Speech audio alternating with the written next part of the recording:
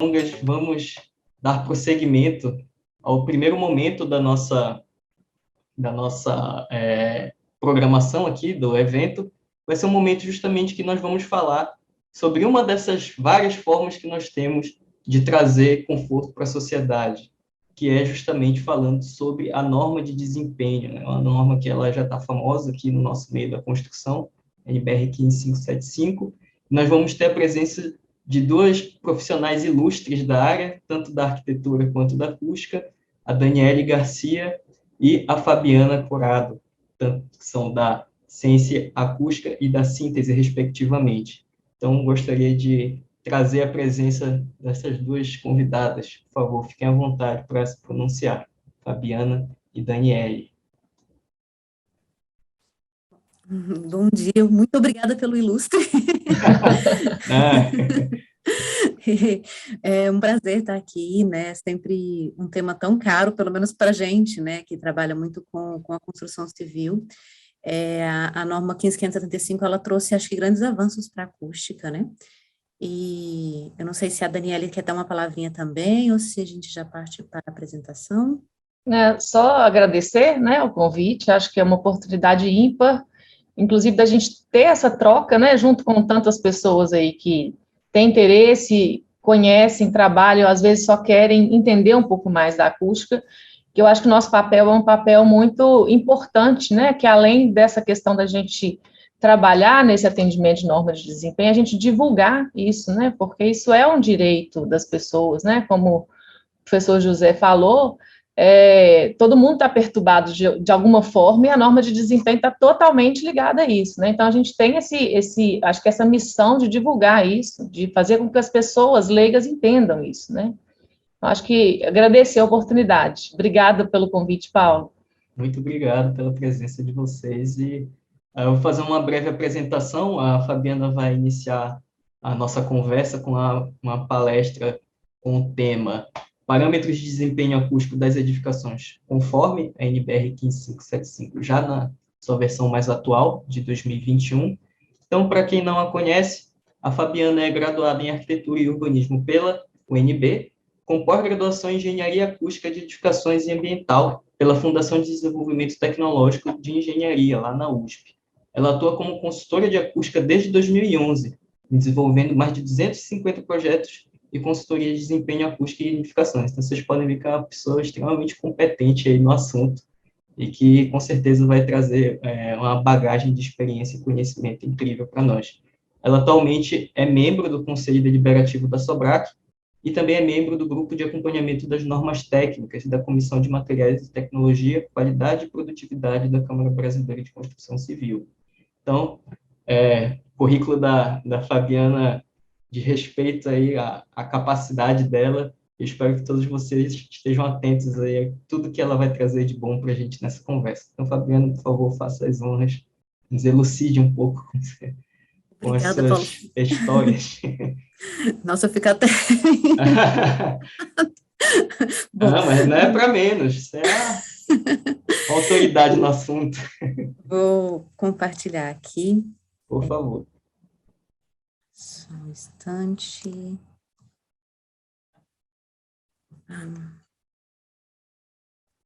Acho que não está aparecendo o modo apresentação, né? Coloque, por favor, no modo apresentação. Vamos ver se vai. Só um instante. Acho que agora foi, né? Sim, para mim está aparecendo. Vamos só aguardar o pronunciamento dos espectadores aqui, se está tudo bem para eles. Pessoal, vocês que estão nos assistindo, vocês conseguem ver a apresentação da Fabiana? Tudo ok? Sim, perfeito. Tá ok, Paulo. Pode seguir. Maravilha, podemos seguir então, Fabiana. Bom, então eu vou falar sobre os parâmetros acústicos, parâmetros de desempenho acústicos, conforme NBR 15575, né? Eu dividi com a Daniele. Falei, então eu dou uma abrangência geral da norma e a Daniela entraria com alguns detalhes, eu trouxe só algumas informações a mais de medição, alguns resultados de medição, né, e aí eu vou fazer o seguinte, ficou uma apresentação meio longa, tem algumas coisas que eu vou passar um pouquinho mais corrido, que eram alguns conceitos que eu estava trazendo um pouco mais para os nossos colegas de arquitetura, né, Então, quem é da área de acústica aí, talvez vai ficar, em alguns pontos eu vou estar meio chovendo no molhado, mas eu garanto também que tem algumas coisinhas interessantes aqui para a gente discutir quem é da acústica. Primeiro eu queria apresentar um pouco, ixi, que engraçado, travou, acho que não tá passando, né? Não, Aqui está na tela principal da tua apresentação ainda. não, ela Vou realmente tentar não mais uma passou. vez. Deixa eu tentar aqui, Paulo, de novo. Engraçado, ontem...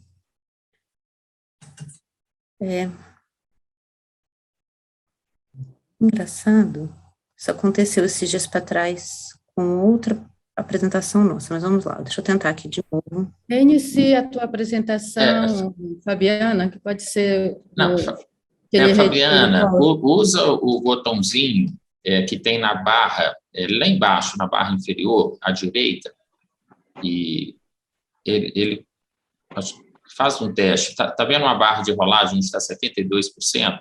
À esquerda do sinal de menos tem um botãozinho. Nossa, barra de rolagem. Então, agora ele entrou. Ele começou a apresentação. Tá. Essa parte entrou, o que eu tô falando é que ela não tá... Agora foi. Agora foi. Ok, É porque aquela hora era um botão. Deu uma travada. Eu queria apresentar um pouco a síntese, né? Então, nós prezamos muito inovação e qualificação, a gente conseguiu implementar no escritório, então, o Lean Office, para a qualidade dos nossos processos de projeto, e o SGQ, conforme a ISO 17025, para o nosso laboratório de ensaio, né? A gente participa sempre dos Interlabs da Proacústica, né, e esse ano a gente conseguiu selos de qualidade, né, para todos os métodos de engenharia, conforme a NBR 15575, e nós desenvolvemos o aplicativo de padrões de desempenho acústico, que foi terceiro lugar do Prêmio CEBIC de Inovação de 2020, né, então um pouquinho da nossa história aí. Bom, vou já, sem mais delongas, entrar no nosso assunto. Deixa eu abaixar essa barra aqui, ela está meio me atrapalhando. Bom, então, a NBR 15575, ela é dividida em 6 cadernos. A parte de acústica, ela está no caderno 1, quase todos os cadernos, menos o 2, que é a parte de estrutura, né? No caderno 1, a gente tem uma apresentação dos requisitos gerais. Lá a gente tem a definição dos requisitos acústicos gerais. E eles estão no item 12.2, isolamento acústico de vedações externas, 12.3, isolamento acústico entre ambientes, e 12.4, isolamento acústico de impacto, que são desenvolvidos nas demais partes, a partir de qual sistema, né, necessita atender aquela situação. Gente, travou de novo. Não está indo para frente. Não sei por quê. Acho que eu vou apresentar sem apresentação. Sem apresentação, sem apresentação. Será que tu consegues fechar a apresentação, minimizar ela para ficar na tela do PowerPoint e tentar abrir de novo? Eu acho que sim, deixar na tela do PowerPoint, sim. Deixa eu ver se eu compartilhando aqui de novo, ele vai. Vamos ver se agora ele muda. Não muda. Não entendi o porquê. Também, então vamos lá. Deixa eu parar aqui e eu vou apresentar pela tela do PowerPoint mesmo. Vou reduzir isso aqui. Infelizmente, é o que... Perdão, gente. Sem problemas. Enquanto você vai vendo isso, vou fazer um aviso aqui para nossos espectadores. Gente, caso vocês tenham alguma pergunta que vocês queiram fazer, tanto para a Fabiana, quanto para a Sobrac, ou qualquer outro assunto que está sendo discutido aqui, vocês podem ficar à vontade para falar essa pergunta aqui no nosso chat. Eu só gostaria de pedir que vocês destacassem no texto, em caixa alta mesmo, escrevessem no início da pergunta o texto pergunta, e abaixo o questionamento, para ficar mais fácil da gente conseguir identificar o que vocês querem saber. E aí, ao final de ambas as apresentações, tanto da Fabiana quanto da Daniele, nós vamos fazer um pequeno momento numa mesa redonda, que essas perguntas vão ser trazidas para a gente conseguir dar mais desenvolvimento para a conversa sobre o tema, tá bom? Então, fiquem à vontade para poder fazer seus questionamentos ou contribuições aqui no nosso chat. Obrigado. Fabiana, por favor, pode continuar. Então, eu vou por essa tela, infelizmente vamos perder os efeitos da PowerPoint, mas não tem problema não. Bom, e aí, Aí eu não posso ir de Enter, né? Eu tenho que ir de aí. Bom, aí vocês podem me perguntar, mas cadê os requisitos de ruído de equipamento hidrossanitário? O que acontece é que esses requisitos, eles estão em anexos informativos, né? Isso significa que esses requisitos não são obrigatórios, por isso eles não aparecem no corpo do texto normativo, eles aparecem nos anexos, né? Ele tem um caráter mais informativo, né, do que uma obrigatoriedade.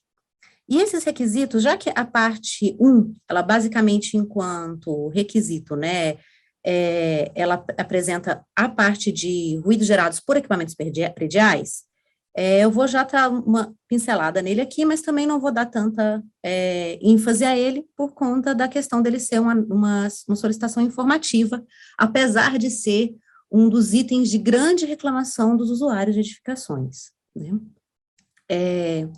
Então, a gente tem aí dois critérios, que seria o LANEQ e o LAS Max, sendo que o primeiro, né, é o nível equivalente ponderado em A, e ponderado em função do tempo de reverberação, né?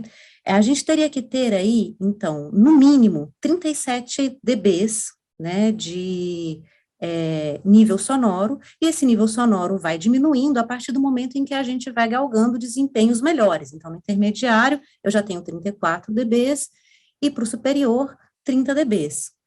Considerando a 10152, né, que ela pede que o nível, o LAEQ, sem CNT, o LAEQ dos dormitórios seja 35 dBs, a gente tem uma compatibilidade aí entre as duas normas, né? E o LS Max, que falaria, vamos dizer assim, do pico sonoro, né, do pico que esses equipamentos poderiam trazer para a percepção sonora, a gente, então, tem níveis são admitidos níveis um pouco mais altos. Para mínimo, a gente tem aí menor ou igual a 42, 39, menor ou igual a 39 para intermediário, e menor ou igual a 36 para superior. Bom, o método de medição utilizado, né, para esse tipo de ruído, seja equipamento predial ou hidrossanitário, o método de engenharia é o da ISO 16032. Os valores devem ser aferidos em dormitórios, né? E é importante a gente se atentar em relação a esse método para o ciclo completo do equipamento e para a determinação de que do LAEQNT e do LMAX, é necessário a gente ter a medição do nível sonoro de equipamento, a medição do nível sonoro residual e do tempo de reverberação do ambiente, né? Voltar à questão aqui um pouquinho do ciclo completo do equipamento, por exemplo, se a gente está falando de um sistema de caixa acoplada de um vaso hidrossanitário, o ciclo completo dela é considerado a partir do momento em que você aciona o botão, a água escorre e a água enche a caixa acoplada de novo. Então, muitas vezes a gente não se atenta para esse final do enchimento da caixa acoplada, né?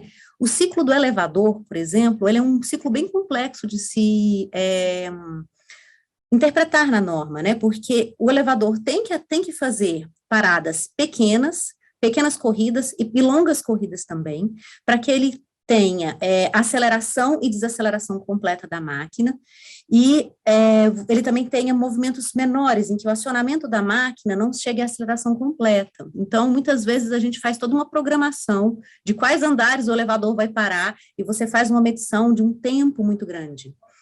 Outro ponto importante é a gente determinar o canto desfavorável no ambiente receptor. Ela é uma medição que, além de acontecer no meio do ambiente, você vai medir o canto do ambiente. O canto mesmo entre paredes, assim, parede, teto, né, e piso, ou paredes e tetos. E aí, a determinação, a norma não deixa tão bem claro em como determinar isso, né? A gente geralmente faz a medição de todos os cantos, verifica o resultado ali em campo, escolhe qual canto, e aí recomeça a medição, medindo aquele canto e refazendo, fazendo a medição na área completa do ambiente. Olhei de novo aqui. Bom, a parte 1, então, sobre a atualização da emenda de 2021. Uma parte importante aí para quem é da área da construção civil é que todas as partes, elas trazem na introdução, no prefácio da norma, né, esse parágrafo que informa que a 15.575 não se aplica aos projetos de construção que tenham sido protocolados para aprovação no órgão competente de licenciamento anteriormente à data de sua publicação como norma brasileira, bem como aqueles que venham a ser protocolados no prazo de 180 dias após essa data, devendo, neste caso, ser utilizada a versão anterior da 15.575/2013. Então, a gente precisa saber que tudo que foi trazido de novo para essa norma, apesar da gente não ter grandes mudanças na parte de obrigatoriedade, mas toda a parte nova da norma, a gente tem um período de adaptação do mercado para ser aplicada. Esse período é de 180 dias. Então, essa norma publicada agora em setembro, ela vai estar mais ou menos assim, ela vai estar realmente valendo para os projetos que serão publicados a partir de março do ano que vem. Isso é uma parte importante da gente se atentar, então a gente que está desenvolvendo já um projeto hoje, que já está em processo de aprovação, não tem que se desesperar em atender à norma por uma questão de obrigatoriedade, pode querer atender à norma por uma questão de qualidade, né, a nova emenda, né, a 15.575 de 2013 tem que atender, né, agora as novas atualizações a gente pode se programar melhor, né, a gente tem um prazo para se programar de como fazer esse atendimento. Além dessa informação super importante na parte 1, a gente tem uma atualização das normas correlatas, então, por exemplo, em 2013 a gente ainda falava das ISO 140, que foram canceladas e substituídas pela 16283, então a gente já tem essa numeração atualizada. A gente tem uma melhoria e compatibilização do texto, uma melhoria de entendimento do texto, né? A comissão trabalhou em cima das dúvidas que foram geradas ao longo desses anos e tentando trazer uma redação, então, que dirimisse essas dúvidas. E no anexo informativo, a gente tem um esclarecimento maior sobre o ruído gerado por equipamentos de emergência, que, nesse caso, ficou claro que a norma não se aplica a esses equipamentos de emergência. Então, por exemplo, um grupo gerador que está ali para atender somente ao sistema de combate a incêndio, ele não precisa ter o tratamento acústico, né? Agora, se esse grupo gerador, ele está ali para entrar por conta de uma falta de energia, para alimentar, nem que seja a iluminação de emergência, mas ela é uma iluminação de emergência, uma iluminação que, assim, se faltou energia naquela residência, se faltou a luz, ele vai entrar em funcionamento. Esse grupo gerador, ele precisa ser tratado, até mesmo porque a gente sabe que esses grupos geradores têm um ruído altíssimo, né, e eu não sei o que acontece, que a luz resolve acabar no meio da madrugada, acionar o gerador no meio da madrugada, acordar o prédio inteiro. Então, assim, a gente tem que ter bem claro qual é, tipo, a bomba de RTI ou as bombas de sprinkler não precisam ser tratadas, né? Mas as bombas de recalque, por favor, vamos, né, tratar. Bom, e já vou passar, então, aqui para a parte 3 do sistema de pisos. Nós temos o requisito de isolamento a ruído de impacto, que é o LNT, e o requisito de isolamento a ruído aéreo, né? Vamos passar um pouquinho mais claramente pelos dois. Bom, para ruído de impacto do sistema de piso, a gente tem como critério o nível de pressão sonora, como parâmetro, perdão, o nível de pressão sonora de impacto padronizado ponderado. A energia sonora se propaga pela estrutura, né, fazendo com que o ar receba essa vibração e passe a ser audível, então, esse som.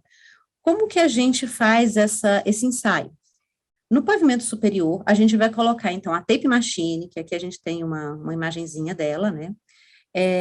Ela tem, então, 4 pistões, que vão martelando o piso de forma, com um ritmo padronizado, né? E uma altura padronizada.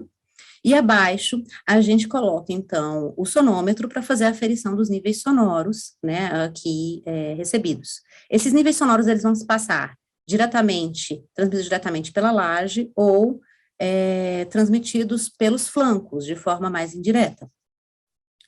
Para medição também é necessário verificar o nível de pressão sonora residual e o tempo de reverberação, né? O nível de pressão sonora residual, ele serve para a gente ver se é necessário alguma correção, se houve a interferência de algum som intrusivo, e o tempo de reverberação para a gente fazer a extração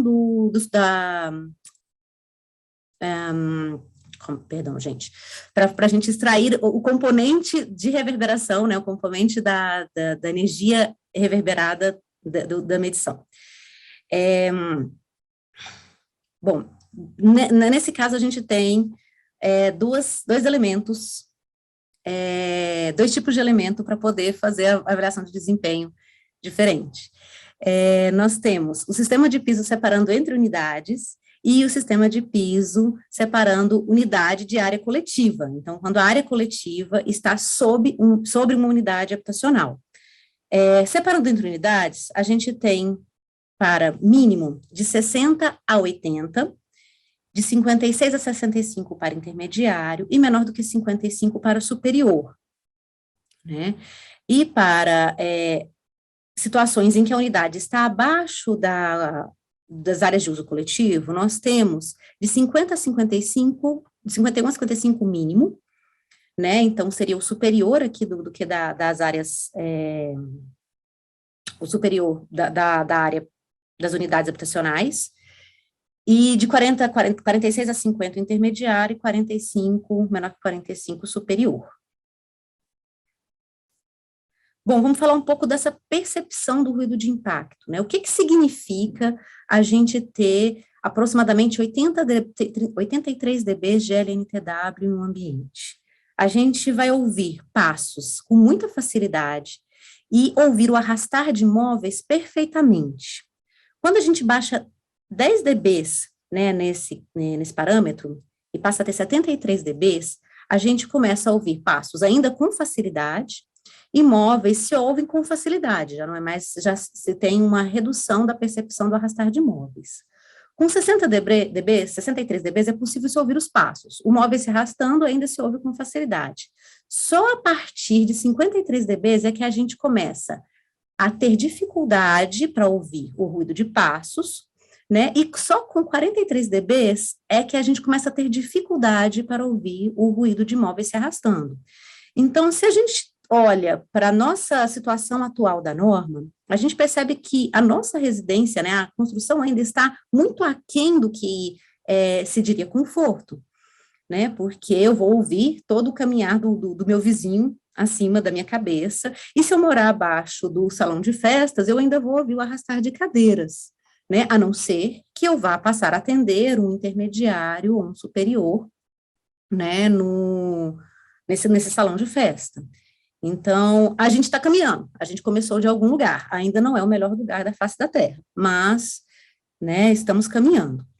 Como a gente estava dizendo, não é o melhor lugar da face da Terra. Aqui em cinza a gente tem destacados o mínimo, intermediário e superior brasileiro, em comparação a vários outros parâmetros, né, a vários outros critérios do mundo. Então, a gente tem aqui, na Irlanda, o mínimo é 65, né, conforme o intermediário brasileiro. Né? Então, a gente ainda tem muito a galgar para conseguir chegar em níveis sonoros mais praticáveis, né, como Bélgica, Dinamarca, né, França, que estariam ali em torno dos 50 a 60 dBs. Bom, como que a gente faz para prever esse isolamento de ruído de impacto? A gente tem o cálculo conforme a ISO 12354, parte 2. E aqui eu trouxe para a gente um exemplo de cálculo simplificado aqui, com alguns dados de entrada, para a gente raciocinar um pouco sobre como os diferentes elementos, eles influenciam nesse resultado. Né? Então, aqui no primeiro momento, eu tenho, então, um quarto de 20 metros quadrados, que é um senhor quarto, com um pé direito de 2,5, que é um pé direito padrão, acho que em todo o território. E, nesse caso, a gente está propondo aqui que seja uma laje maciça de concreto de 15 centímetros de espessura. E ele tenha paredes em bloco cerâmico de 14 centímetros, que é também um padrão bem comum de se utilizar no nosso território, né? Isso daria um resultado de LNT de 76 dBs. Se eu aumentar essa laje para 20 centímetros e permanecer com as minhas paredes em blocos cerâmicos, eu tenho um ganho aqui, né? Então, obviamente, se eu estou aumentando a espessura da laje, eu consigo um ganho de 60 para 69 dBs, né, um ganho de 7 dBs, e, perdão, gente, tem alguém, eu estou com o telefone aqui no silencioso, mas está alguém insistindo aqui numa ligação, deixa eu colocar o telefone para lá. Eu tenho um cálculo aqui eu tenho então um ganho aqui de 7 dBs, mas em comparação ao custo disso para a construção, aumentar todas as lajes dos pavimentos em 5 centímetros, o peso que isso traz para a estrutura e mesmo para a fundação dessa edificação, muito grande. Já no caso, se eu manter a minha laje em 15 centímetros, manter os meus blocos cerâmicos em 14 e inserir uma manta aqui com um ΔLW de 22 dBs, ΔLW é a forma de caracterização dessa manta, a forma de informar para a gente qual é a redução que ela vai trazer para o nosso sistema, né? E aqui no caso, então, ela é uma manta de 10 milímetros de espessura, 1 centímetro, eu consigo, sim, uma redução considerável nesse nível sonoro e saio, então, do mínimo para um superior, né?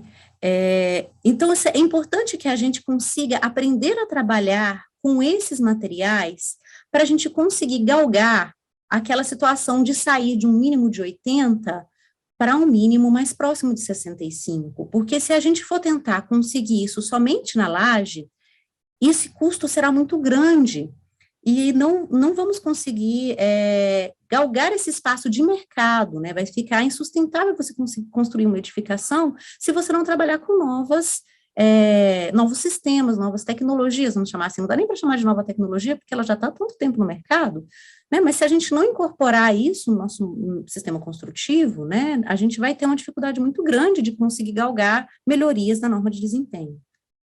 Bom, sobre o ruído aéreo de sistema de piso. Nesse caso, a gente está falando da diferença de nível padronizada ponderada. Ela chama diferença porque realmente eu vou medir o receptor, aonde vai estar a minha fonte sonora omnidirecional, e depois eu vou para o ambiente ao lado e meço o que chega no meu receptor. Então, tem uma medição emissor menos receptor, né, e vou ter essa diferença, que é o que o elemento conseguiu segurar, não só o elemento, mas o elemento inserido no sistema conseguiu segurar. Aqui no caso, a gente vai ter mais elementos descritos pela norma de desempenho. A gente tem lá o sistema de piso entre unidades, onde haja dormitório, que pede no mínimo 45, a gente vai ter sistema de piso entre unidades habitacionais e área de trânsito eventual, áreas comuns de trânsito eventual, um corredor, uma escada, que vai pedir 40 dBs, e sistemas de piso entre unidades habitacionais em ambientes que não seja dormitório, sala, cozinha, que também é 40 dBs. E os sistemas de piso separando o dormitório de unidades habitacionais autônomas de áreas de uso coletivo, áreas comuns de uso coletivo, como o salão de festa, como a academia, e nesse caso, a gente está falando da unidade estar acima ou abaixo da área comum, né? Então, se o salão de festa está no térreo e o meu quarto está em cima do salão de festa, eu tenho que atender a esse ruído, né? A esse isolamento de ruído aéreo.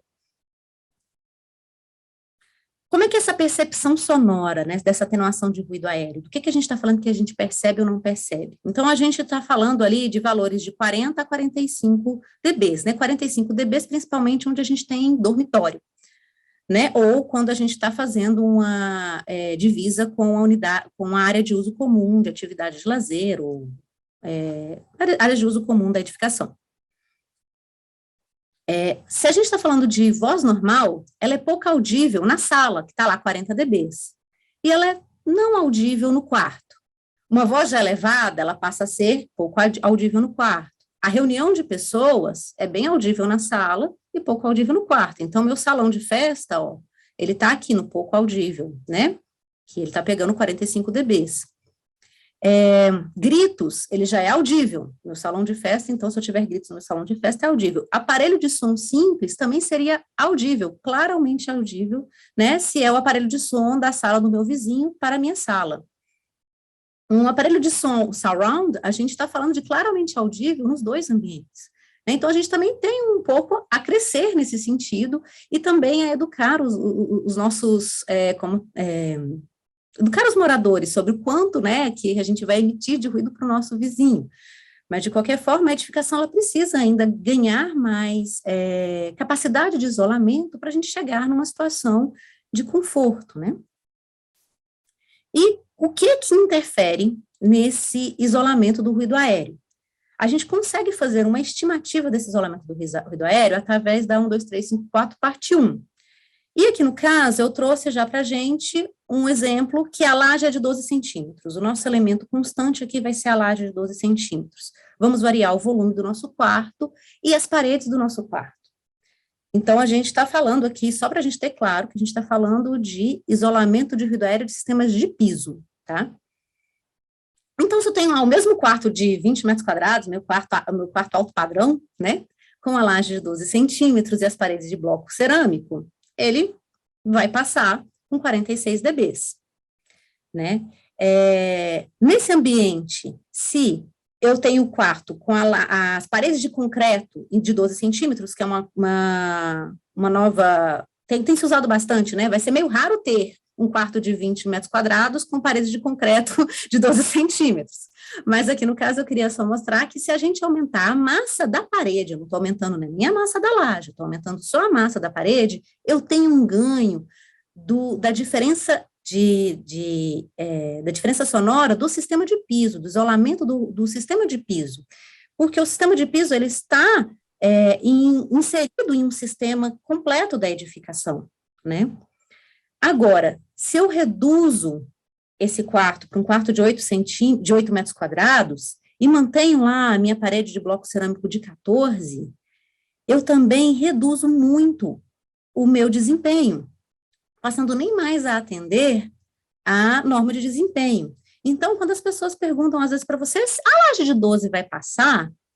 Não sei, não é a laje de 12 só que importa, né? Importa o volume do meu ambiente, importa a parede, importa a fachada, né? Então, assim, é importante a gente ter isso em mente, que para conseguir o isolamento de um sistema, a análise não é só daquele sistema, né? A análise tem que ser feita do sistema inserido na edificação. Bom, vamos então à atualização da emenda 2021, o que acontece. A gente tem aqui duas inserções muito interessantes dentro do texto normativo, que é a inserção falando sobre as habitações tipo estúdio, que é uma coisa que eu não sei se realmente está propagando por todo o território, mas aqui na região centro-oeste, creio que na região sul e sudeste, essa é um tipo de habitação que tem aparecido bastante em diferentes padrões de edificação, seja de padrões Minha Casa Minha Vida a alto padrão, né, que é essa habitação em que ela é um volume único, né, onde você divide todas as funções, e você tem aí o quarto, a sala, a cozinha, e apenas, muitas vezes, é só o banheiro, que é um ambiente fechado, o resto é um grande vão, né, que a gente utiliza para diferentes funções.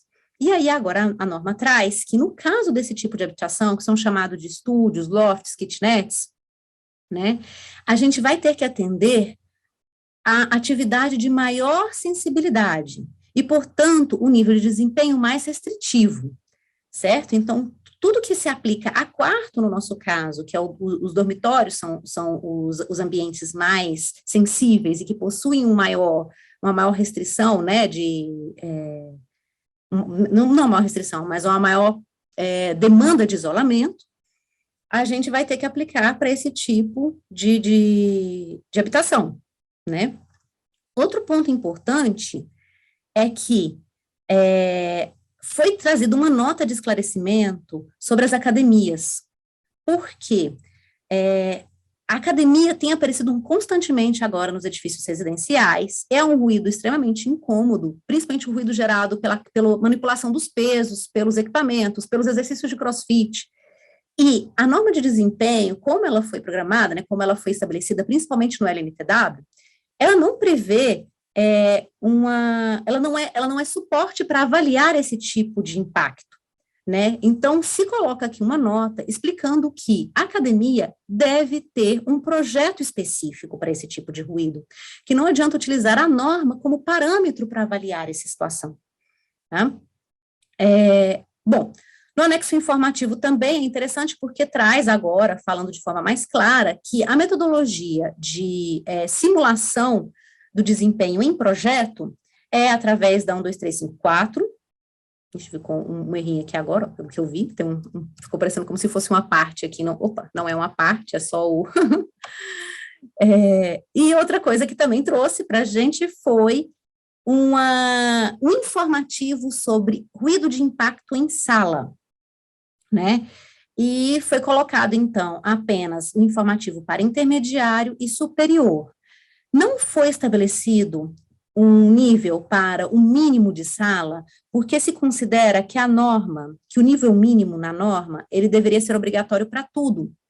Então, esse foi um ponto que resolveu-se fazer uma avaliação melhor, né, nessa redação da emenda. Então, a sala não saiu com nível mínimo, mas agora a gente tem referência para impacto em intermediário e superior para ambientes de sala. É super importante essa inserção, porque a gente vai conseguir trazer informações e acalmar o mercado e conseguir trazer esses níveis sonoros para o corpo normativo, não mais para um anexo informativo. Bom, parte 4, sistemas de vedações verticais. Nesse caso, a gente fala de vedações verticais externas e internas, e está trocado aqui. Ô, gente, parece que a pessoa não fez revisão, né? E aí, nas vedações verticais externas, a gente tem o D2M-NTW, eu troquei mais ou menos, não troquei certo não, gente. E as vedações verticais internas, a gente tem o mesmo DNTW aplicado nos pisos. O ruído aéreo de sistema de piso de vedação vertical interna, a gente estava falando daquela mesmo, do DNTW aplicado aos pisos, é o mesmo, a gente tem o mesmo metodologia de medição, só que agora, então, a gente está falando de ambientes ao lado, né, então eu tenho sempre a posicionamento de duas fontes de ruído no ambiente emissor, e os microfones, né, na realidade, no ambiente emissor, e depois eu movo meus microfones para o ambiente receptor, obtendo um nível sonoro nesse ambiente, que vai ser menor do que o nível sonoro desse ambiente, e essa diferença está relativa ao quanto está isolando o meu elemento inserido nessa edificação. Então, aqui eu não coloquei todos os elementos descritos na norma, porque a gente tem muito mais elementos, né, mas a gente tem aqui os principais, que seriam o ambiente onde não haja dormitório, que a gente está falando de 40 dB, como lá no piso, o ambiente onde haja dormitório, a gente está falando de 45 dB, como o piso, a parede cega entre unidade habitacional e área comum de trânsito eventual, a gente está aqui falando de 40 dB, e o conjunto de portas e paredes de unidades separadas por hall, né, então, as entradas de apartamentos separadas por hall, né, elas também têm que atender 40 dB, o que é compatível com os valores relativos às salas e cozinhas. Bom, da mesma forma, a gente estava falando lá, né, que é a mesma ISO 12354, parte 1, para poder estimar esses valores, né, e aqui, na realidade, a gente está fazendo um outro exercíciozinho para poder raciocinar um pouco sobre como mudar esse elemento, como mudar essa parede que às vezes não deu isolamento, né? Então, eu estou falando aqui de um dormitório de 9 metros quadrados, com uma laje maciça de 15 centímetros.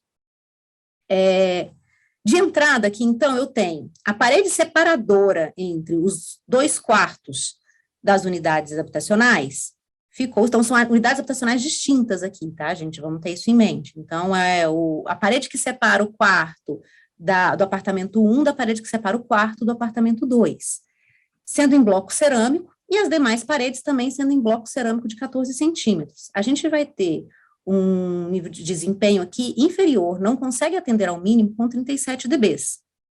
Se eu mudo essa parede do elemento separador para para um bloco de concreto de 19 centímetros e mantenho as demais paredes de 14 centímetros, eu já consigo, né, ter um ganho, mas ainda sem conseguir atingir ao mínimo da norma. Eu tenho um ganho aí de 5 dB, mas sem conseguir atingir o mínimo da norma. Se o bloco de concreto é trocado para todas as paredes, então, além do elemento separador, as paredes que circundam esse dormitório, né, as chamados flancos para a gente consegue, então, aí atingir os 45 dB, ou seja, não adiantou eu mexer somente na parede, que é a de divisa, né, eu preciso mexer, às vezes, para conseguir, né, manter isso, eu preciso mexer mais no sistema do que só no elemento de divisa. Mas, às vezes, a construtora não está disposta a mexer em todo o elemento, em todo o sistema, porque também trocar todas as paredes de bloco cerâmico de 14 para bloco de concreto de 19, eu vou ter um ganho de massa, né, também para essa estrutura suportar, um ganho de peso para essa estrutura suportar muito grande. Às vezes, vale a pena a gente concentrar a intervenção nessa parede de divisa, quer dizer, ela está sobre uma viga, e ter uma redução dessa questão da massa total da edificação, né? Então, aqui no caso, para eu conseguir os mesmos 45, mantendo a parede de divisa pelo bloco cerâmico de 14, eu tive que utilizar uma parede de bloco de concreto dupla, com 3 centímetros entre os blocos, né? Então, eu tenho 9 centímetros de bloco, mais 3 centímetros que estarão preenchidos com lã, mais 9 centímetros de bloco, né? Que é uma espessura muito próxima desses 19 centímetros ali de cima. Aqui embaixo a gente fica com 21 centímetros no osso, e aqui com 19 centímetros no osso. Sobre a parte 4, a atualização em relação ao ruído aéreo das vedações verticais internas.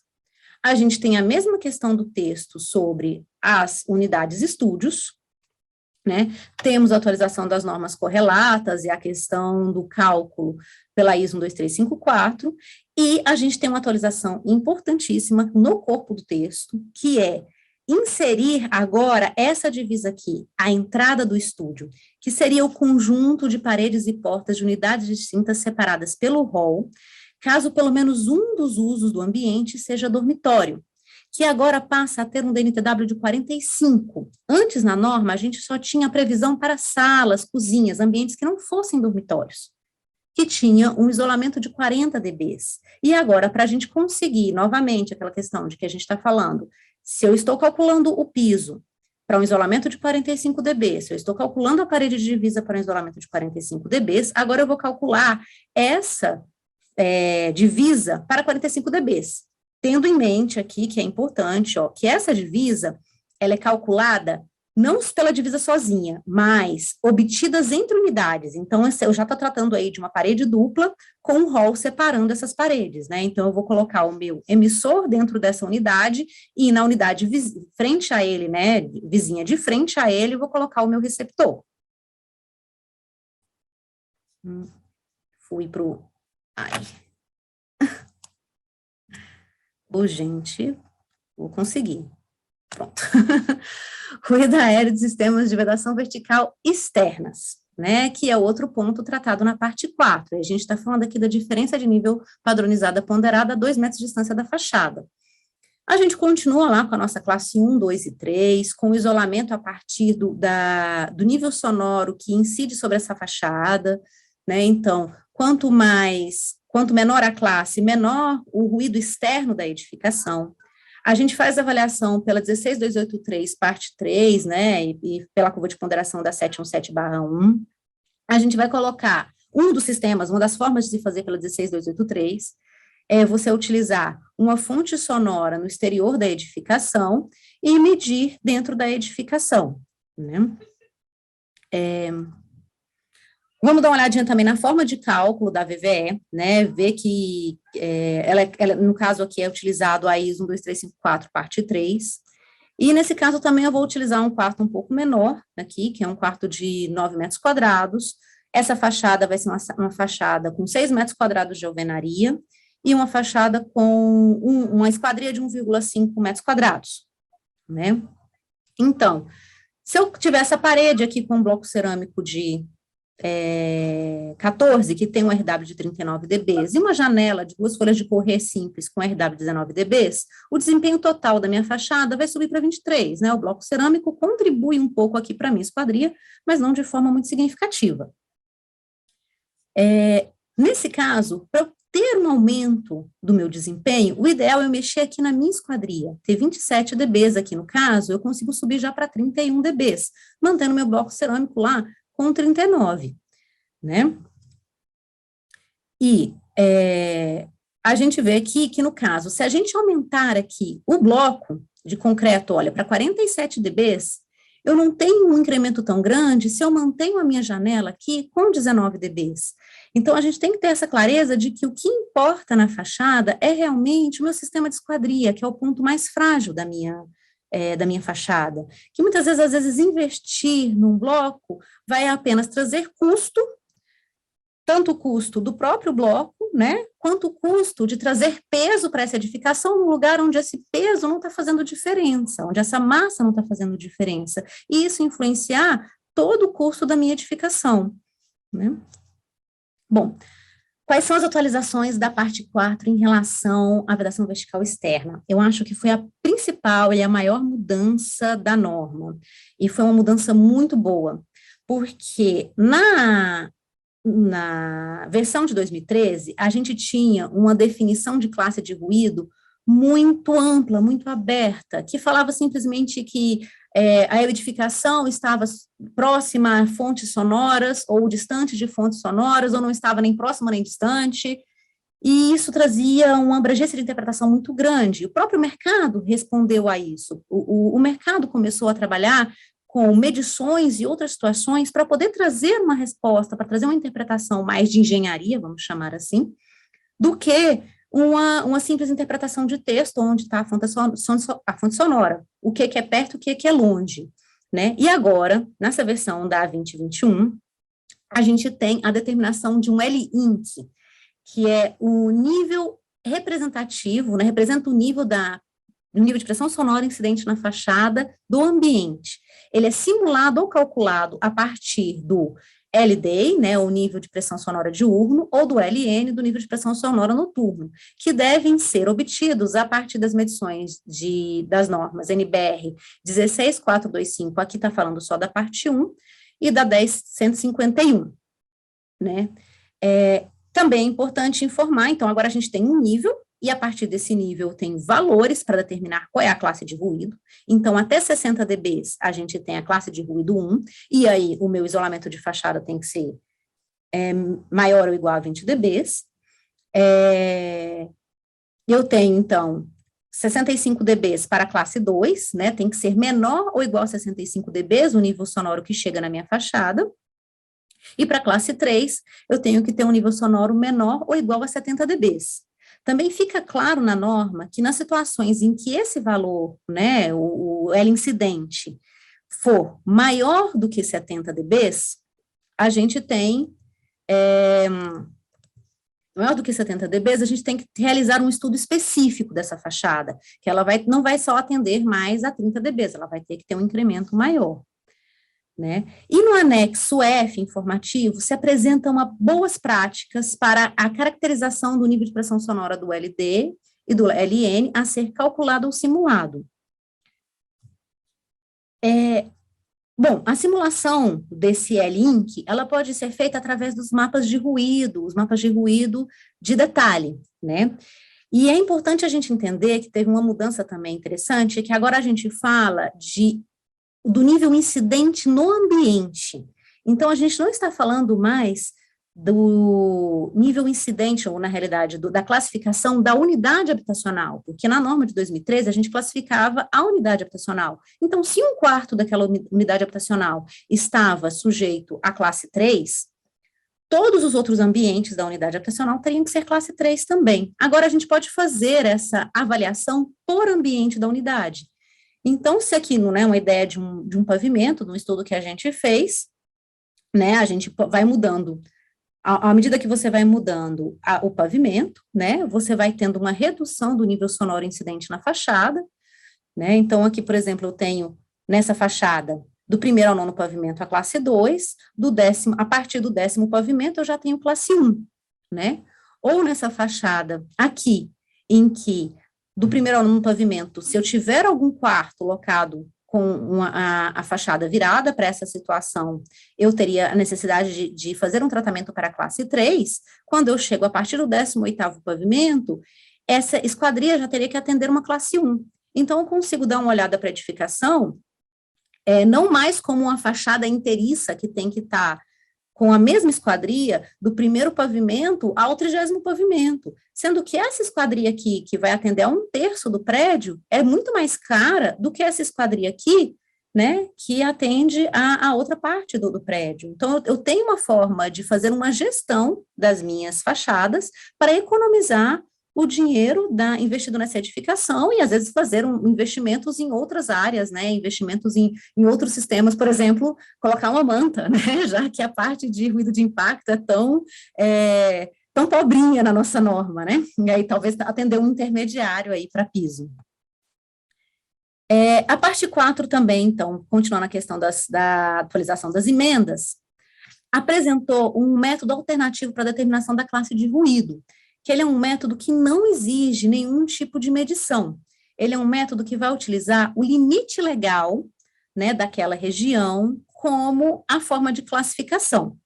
Só que para a gente aplicar isso, a gente tem que ter uma segurança, principalmente uma segurança relativa ao ruído dos meios de transporte, né, que são, a gente sabe que hoje nas nossas cidades, é um principal fator de poluição sonora. Então, para isso, a gente não vai poder ter perto uma ferrovia, a 1 quilômetro do terreno, eu não posso ter ferrovia. O empreendimento vai ter que ter uma distância mínima. Esse aqui, gente, vamos com calma, que ele é um pouco mais confuso, mas ele tem que representar a uma distância mínima das curvas de ruído dos aeródromos, né, e para poder ficar fácil de se aplicar essa situação, foi utilizado os PZRs, que são os planos de zoneamento específico dos aeródromos, que a gente consegue, são documentos públicos, que qualquer aeroporto e aeródromo tem que fazer, e a gente consegue com a administração do aeroporto ou da ANAC, e aí a gente vai ver qual é o tamanho dessa curva e aplicar 2D, que seria, o D seria o tamanho da curva, eu tenho que aplicar isso 2 vezes ao tamanho da curva, né, para a distância do meu terreno. Eu não vou detalhar muito isso aqui, não, porque senão a gente vai perder muito tempo, e eu acho que meu tempo já está se esgotando, e eu quero ir para as partes das medições. A gente também tem aqui que em um raio de 200 metros, né, do terreno, eu não posso ter ruas com passagem com mais de 500 veículos por hora. E também a 100 metros eu não posso ter vias com aclives e declives acentuados além de 5% e passagem de mais de 60 veículos pesados por hora. Né? Então, isso aqui vai delimitar um pouco o nível sonoro do meu sistema de trânsito para que eu possa aplicar o limite legal, geralmente aplicado às nossas fontes pontuais, como bares e restaurantes, igreja, né, que são os valores determinados pela 10.151. Bom, a parte 4 também, ela traz a questão de desempenho de fachada para sala. E nessa situação foi até interessante porque se inseriu primeiro apenas um desempenho para classe 3, né, considerou-se nem ainda trazer um possível desempenho, esse desempenho ele é informativo, tá, ele não é um desempenho obrigatório, mas se considerou trazer apenas inicialmente para classe 3, para a gente começar a ter um estudo sobre esse tipo de ambiente, sobre o quanto é possível trazer esse tipo de isolamento, uma vez que muitas vezes as salas, elas têm esquadrias muito grandes, né, e qual é o custo que vai se agregar à construção para poder atender a esse nível de desempenho, mas da mesma forma é que nem a situação de piso. Se a gente não coloca isso na norma, a gente não consegue captar informação, captar conteúdo suficiente para numa próxima revisão a gente falar, a gente dá conta de atender isso de forma obrigatória, a gente não precisa mais estar nisso na parte informativa. E a parte 5 dos sistemas de cobertura fala de ruído de impacto, na situação de coberturas acessíveis, e ruído aéreo na situação de cobertura, seja acessível ou não, né, conforme a envoltória do edifício. A atualização da parte 5, gente, ela é apenas uma harmonização com o que a gente já comentou aqui sobre a parte 3, de isolamento de ruído de impacto, né, e a parte 4 em relação ao sistema de vedações verticais, a envoltória. Então, a gente também enxerga a cobertura como a fachada da edificação, né, então ela vai ter uma compatibilização de valores de desempenho de acordo com essa envoltória da edificação. Bom, falando tudo isso, a gente passou aqui, brincou um pouquinho aqui com as simulações, né, e já que a gente pode simular, por que a norma ainda insiste que o desempenho só pode ser ensaiado? Por que o desempenho só pode ser aferido em loco, né?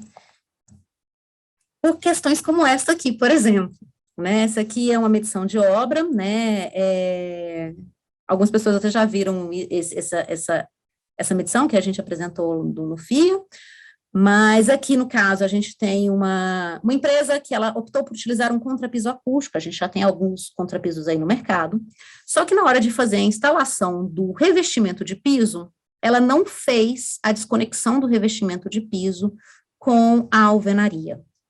Né, ela tinha um sistema de rodapé embutido no reboco e esse piso chegou até a alvenaria. E esse valor aqui, então, eu acabei não colocando aqui o valor global do LNTW, ele ficou em 81 dBs, né? E a construtora já estava usando esse contrapiso acústico justamente porque só o sistema de laje contrapiso comum dela, na simulação, não atendia ao mínimo. E, nesse caso, a construtora, ela realmente teve a situação de que teria que corrigir o problema, porque ela estava comercializando um produto fora de norma. Então, para corrigir o problema, ela arrancou todo o rodapé do ambiente, passou uma maquita quebrando o piso, nessa situação do piso em que ele estava encostando na alvenaria, até identificar o contrapiso e um elemento separador aqui do contrapiso da alvenaria, que é um elemento que, no caso aqui, o fabricante do contrapiso recomenda ser colocado.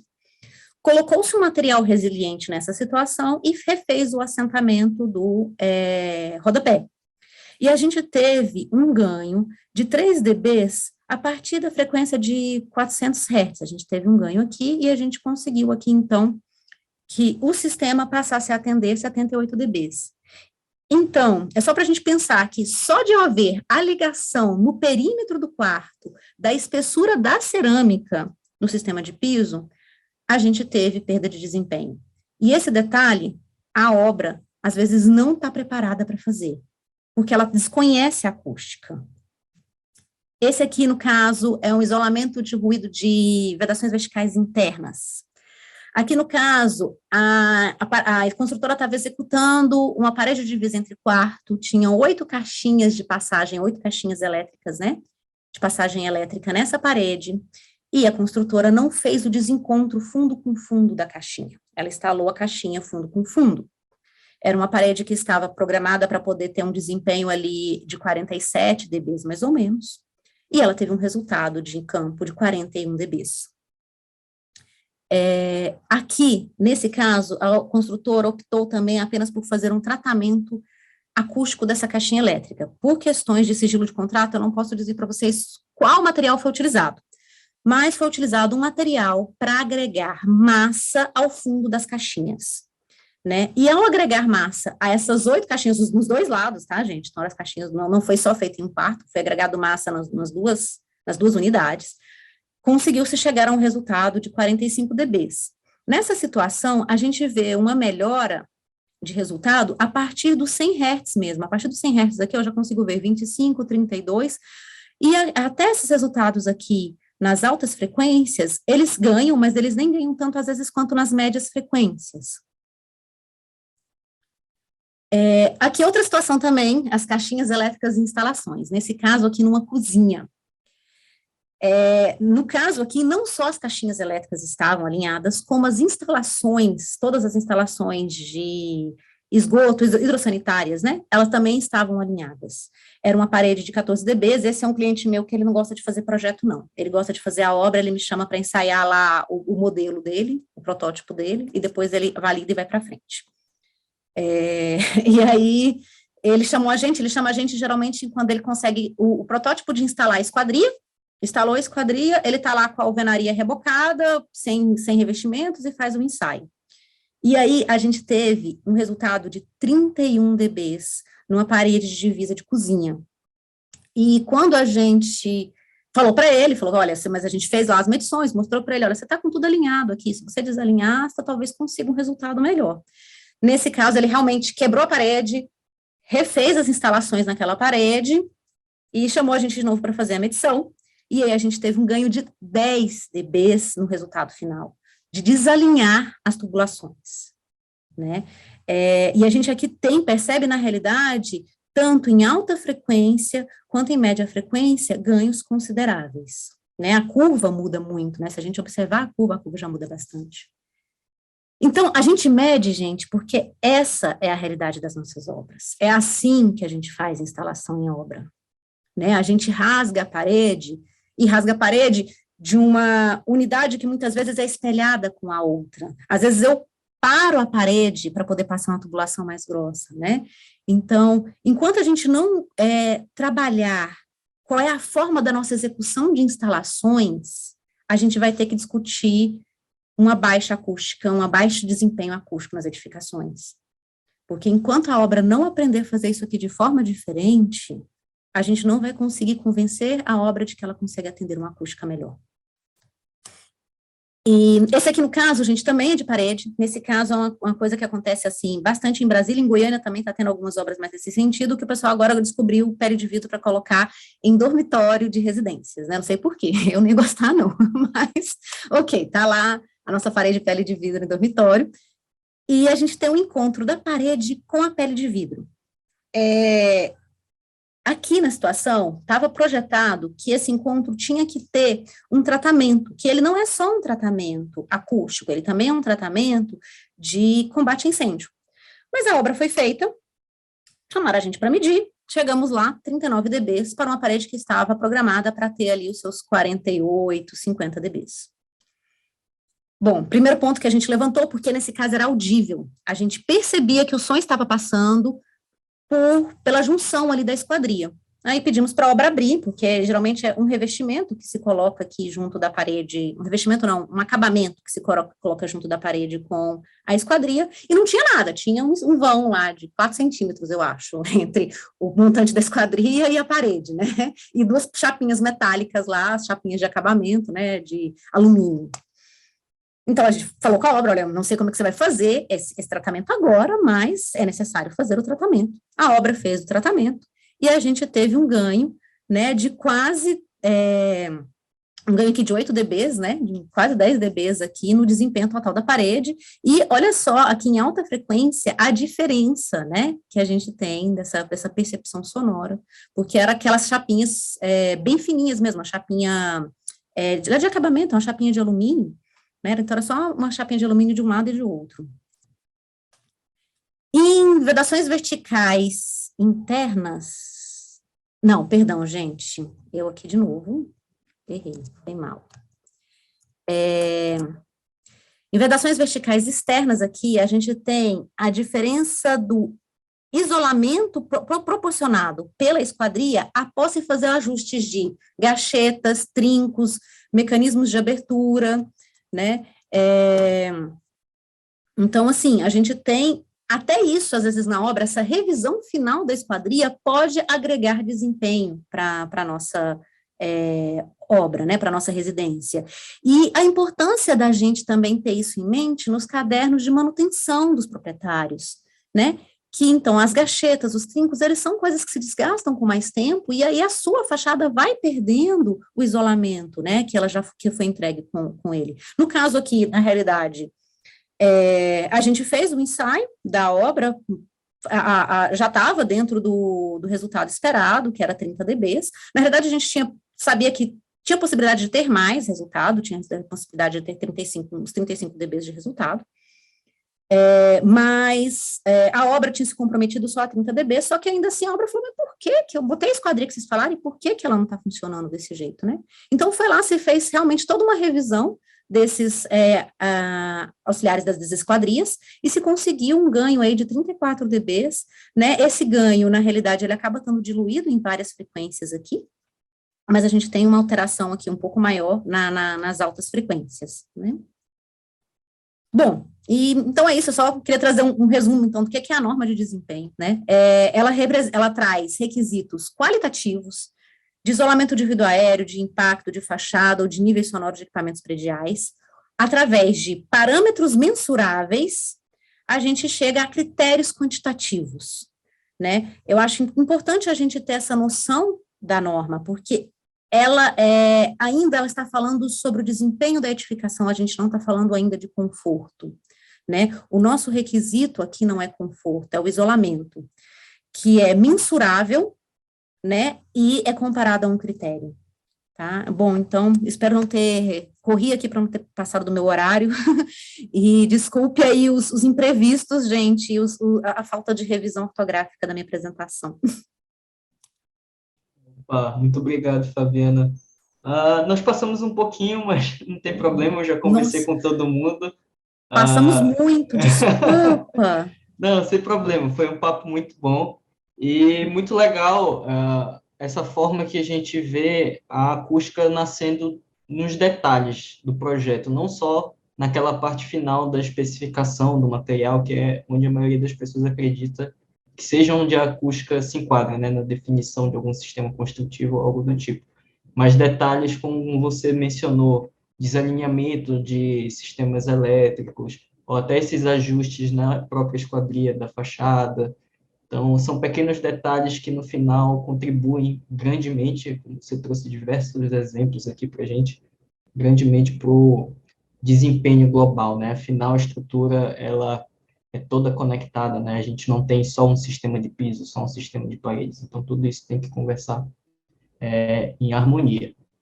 Então, pessoal, nós tivemos aqui uma palestra incrível com a Fabiana, ela mostrou vários conceitos interessantes e que vão servir agora para o nosso bate-papo com a Daniele, que vai mostrar também para a gente coisas sobre a NBR 15575, mais especificamente práticas de projeto que podem nos ajudar na hora de solucionar esses problemas de acústica e também de evitar que esses problemas de acústica aconteçam.